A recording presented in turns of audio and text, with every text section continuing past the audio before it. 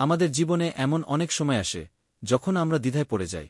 কোনো চাকরিটা গ্রহণ করব, কোনো মেয়েকে বিয়ে করব, কোনো সিদ্ধান্তটা আমার জন্য ভালো।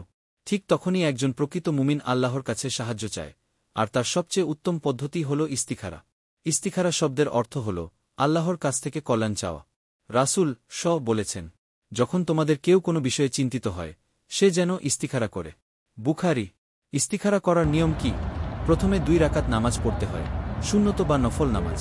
এরপর এই দোয়াটি পড়তে হয়, যার বাংলা অর্থ হচ্ছে, হে আল্লাহ, আমি আপনার জ্ঞান দ্বারা কল্যাণ চাই, আপনার শক্তি দ্বারা সাহায্য চাই, আর আপনার মহান অনুগ্রহ প্রার্থনা করি। নিশ্চয়ই আপনি সক্ষম, আমি অক্ষম। আপনি জানেন, আমি জানি না। আপনি গায়েব, অদৃশ্য বিষয় সম্পর্কে সম্যক জ্ঞান রাখেন।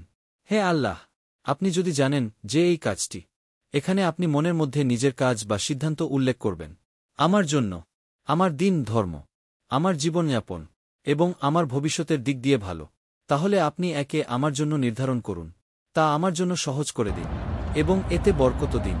আর যদি আপনি জানেন যে এই কাজটি আমার দিন, জীবিকা এবং ভবিষ্যতের দিক থেকে আমার জন্য ক্ষতিকর, তাহলে এটিকে আমার থেকে দূরে করুন, আমাকেও এর থেকে ফিরিয়ে দিন। আর যেখানেই কল্যাণ থাকে তা আমার জন্য নির্ধারণ করুন এবং আমাকে তাতে সন্তুষ্ট করুন। এই দোয়া মূলত তখনই পড়া হয় যখন কোনো বড় সিদ্ধান্ত, যেমন বিয়ে, চাকরি, ব্যবসা, ভ্রমণ ইত্যাদি নিতে যাচ্ছেন এবং নিশ্চিত হতে চান যে আল্লাহর পক্ষ থেকে কোনটা আপনার জন্য ভালো।